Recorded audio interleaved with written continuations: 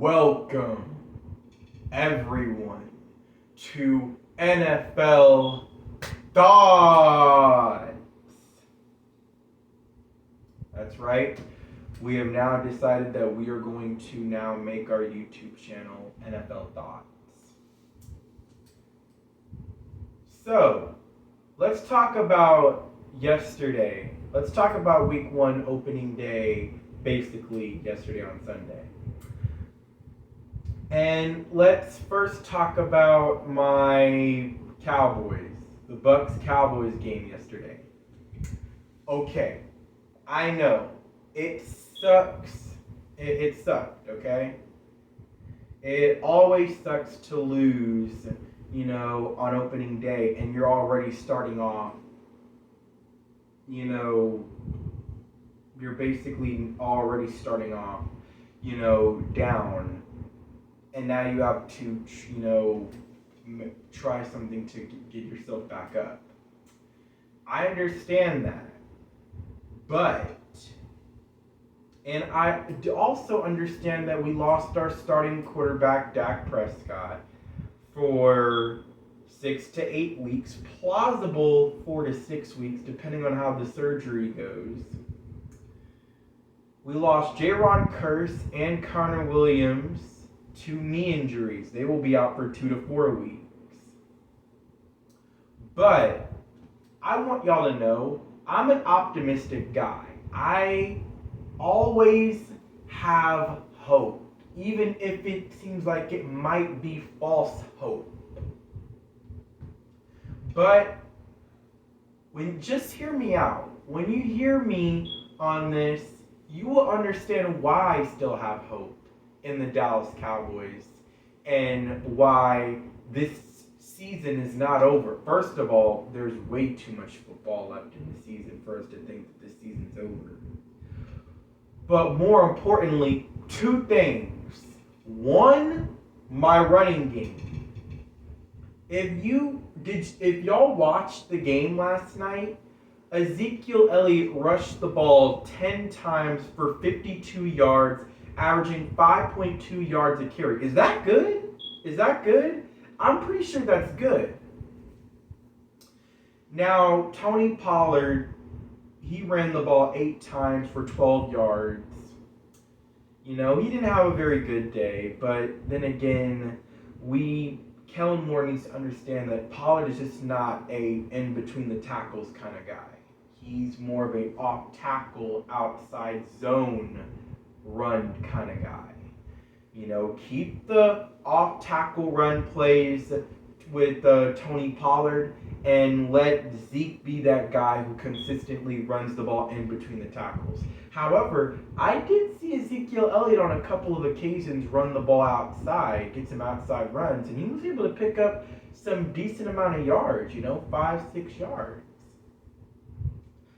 And without Dak Prescott in the lineup, and I've been hearing, rumors that the Cowboys are looking for a quarterback, listen, at this point, don't believe in what the Joneses tell you. Don't believe in what they tell you. It's like they say, don't believe in everything you read. Don't believe in what the Joneses tell you. When they say that they're looking for somebody, more often than not, they're not looking for somebody. I'm not going to lie to you. We're probably just going to have to ride with Cooper Rush, and we're going to have to use this running game. And Kellen Moore has no choice, because there's no way in the world you're trying to run the same damn offense that you normally run with Dak Prescott, with Cooper Rush. There's no way you're trying to do that. Maybe that worked out for you last year against the Vikings on Halloween, but that was short term. That was one game that you had to deal with. Now you have to deal with this for possibly 6 or 7 games before Dak gets back. So while he is in absence, we have got to figure out and establish this running game. And from what I saw last night, that running game looked really, really promising. Now, to talk about my other thing, too, that I have hope in is my defense. My defense held Tom Brady to 19 points. And I understand that Rob Gronkowski retired, Antonio Brown is a clown, and he also basically didn't have Chris Godwin after the first half. I get that. But you also have to understand that apparently Julio Jones found the fountain of youth or something. I could have sworn I thought this dude looked like he was on his last legs after what I saw the past couple of years with Atlanta and Tennessee. And all of a sudden, last night, I saw Tom Brady connect with him on a deep ball with Anthony Brown covering him. And last time I checked, there was another Brown that burnt Anthony Brown deep last year on opening day. And I was just thinking to myself, oh gosh, man, you gotta be kidding me. Nonetheless, yeah, Julio Jones may have found the fountain of youth, and he's showing that I'm still that guy. I'm still that, MF. I'm not gonna really curse on this, video. But, yeah, nonetheless, you take that away. The defense played really, really well last night. Now, don't get me wrong. Everything that I saw from them last night, I kind of expected. I expected my defense to go out there and show Tom Brady, as great as he is, we're going to go out there and show him that we're great too. And they did. They went out there and they played very well. They played very well. And I'll be quite honest with you guys, this might be, a sign of things to come. Because this defense looks real solid. Micah Parsons got 2 sacks. So far, so good as far as proving that he's not going to have a sophomore slump and his rookie year was not a fluke. And Trayvon Diggs, while he did give up a touchdown late to Mike Evans, which, by the way, Mike Evans made a sick one-handed catch in that back corner of the end zone. For the most part, Trayvon Diggs held it down. Twice, Tom Brady tried Trayvon Diggs deep, and twice Trayvon Diggs broke up the pass, knocked it away, and said, "No, sir, no, no, no." So I liked what I saw from my defense. I did not like some of the stuff, obviously, I saw from my offense.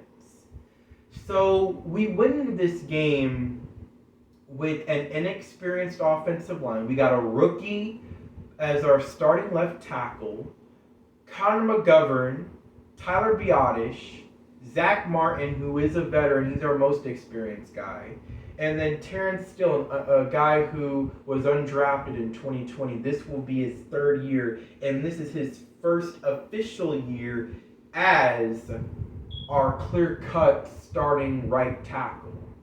And I will be the first to tell you, well, not really the first to tell you, but I will tell you that Terrence Steele did not do very well last night. He did not. I'm not going to lie to you. He played awful.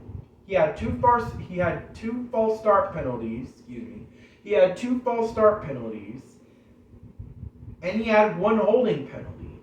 So he had 3 penalties for 20 that costed us 20 yards. And we had 8 or 9 penalties last night, and 7 or 8 of them came from our offense and our offensive line, more importantly.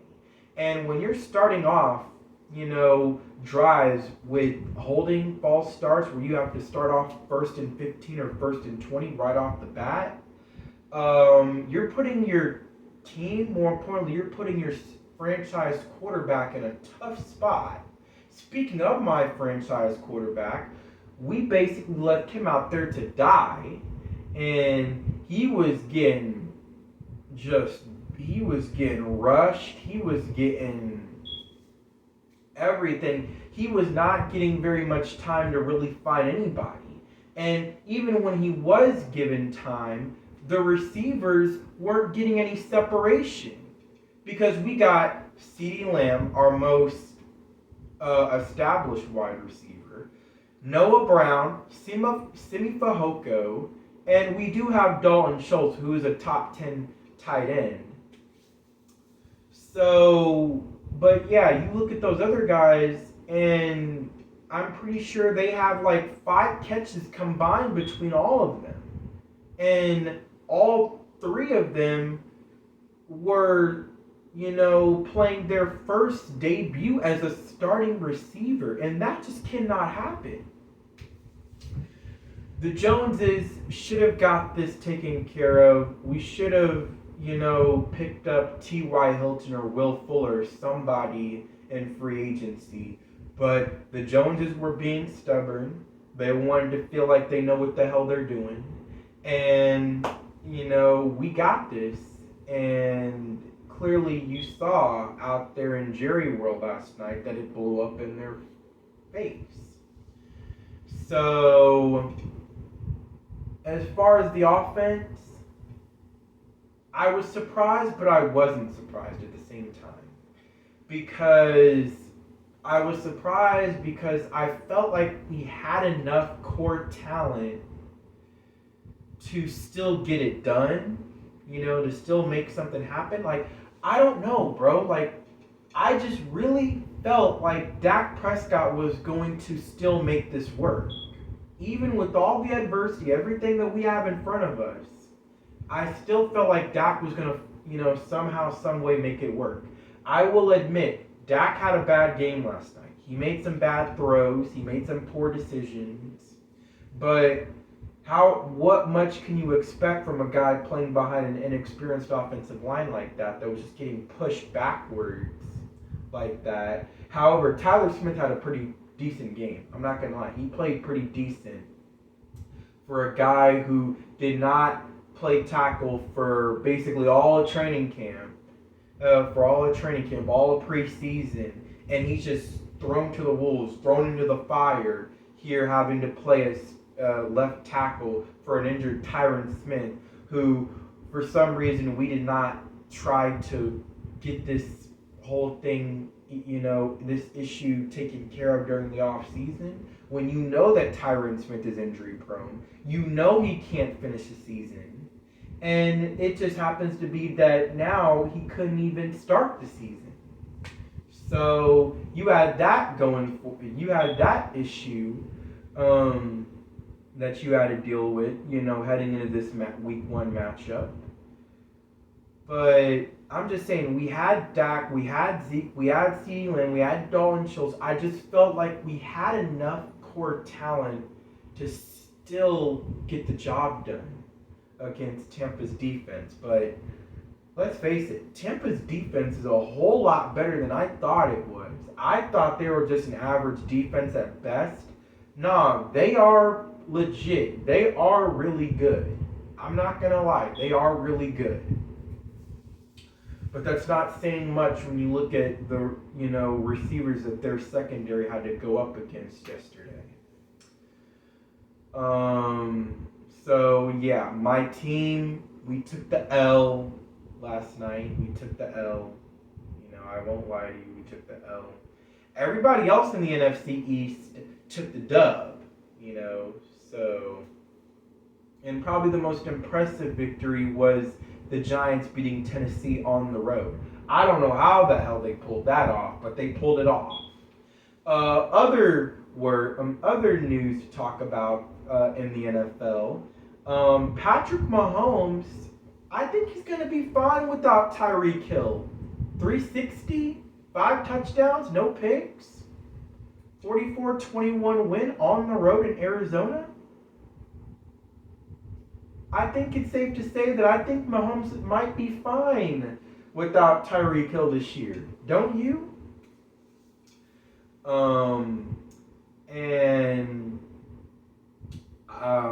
Aaron Rodgers, I'm not going to lie to you. People can hate on Dak all they want, but did you see Aaron Rodgers, how he played yesterday afternoon without Devontae Adams? It just shows that you still need that receiver help. And Aaron Rodgers didn't have it, and Dak didn't have it last night. And now we're not going to have him at all for the next 6 or 7 games. But I will say this. I think we will be 5-2 when he comes back when we play the Bears in Week 8. If we can establish this run, if Kellen Moore can soak up his pride or suck up his pride and just be like, okay, I don't have my franchise quarterback. We need to run the football with Ezekiel Elliott and Tony Pollard and let this thing ride over, offensively. And the defense is going to make their stops, and we got to make do with those when we get the ball, and we're going to do fine. Like I said, this season's not over. My pick is still the Dallas Cowboys to win this division. This season's not over. All right?